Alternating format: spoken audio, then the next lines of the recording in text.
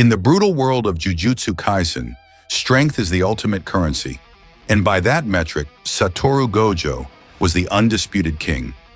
Possessing the limitless, cursed technique with the six eyes, he was less a sorcerer and more a natural disaster in human form, an honored one who stood alone at the pinnacle.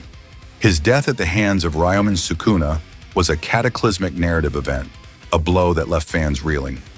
Yet from a storytelling perspective, Gojo's demise was not just a tragic plot twist.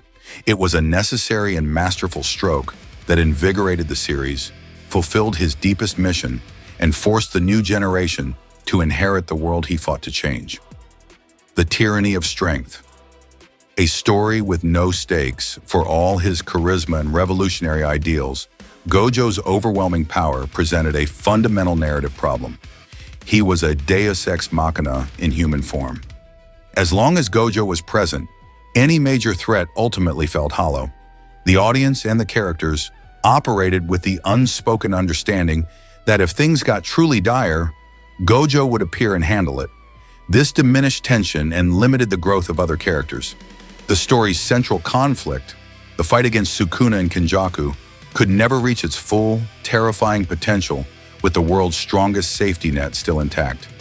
His presence created a ceiling that his students could never truly break through because they never had to face the absolute darkness without knowing a brighter light existed to save them. The Crucible of Despair, forging the new generation. Gojo's death removed that ceiling and plunged the Jujutsu world into its darkest hour. This despair is not a bug in the narrative, but its defining feature. It is the essential crucible for the youth he championed. Yuji Itadori.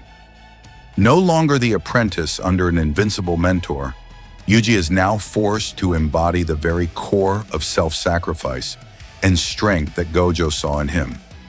His suffering and resolve are magnified, transforming him from a boy trying to contain a curse into a man determined to end one, by any means necessary. Megumi Fumi. His potential, always shrouded in mystery, now faces its ultimate test without his guardian. The battle for his body and technique against Sukuna becomes the war's central theater, pushing his capabilities and willpower to their absolute limits. Yuta, Okotsu, the other special grades are no longer supporting players to Gojo's lead. They are now the front line, forced to strategize, collaborate, and push their own immense powers to unprecedented levels to fill the void. Mission accomplished, the teacher's final lesson. Paradoxically, Gojo's death is the ultimate proof that his life's mission was a success. He constantly preached that his goal was to nurture a stronger, more enlightened next generation who could change the corrupt Jujutsu world from within. He wanted allies, not followers. His final devastating lesson was one of trust and succession. By being removed from the board, Gojo was forced to trust that the seeds he planted, the techniques he honed, the confidence he instilled, the revolutionary ideals he espoused, would bear fruit in the most hostile environment imaginable. He didn't die to make them sad. He died because his continued existence would have forever stunted their growth. In his absence, they are no longer Gojo's students.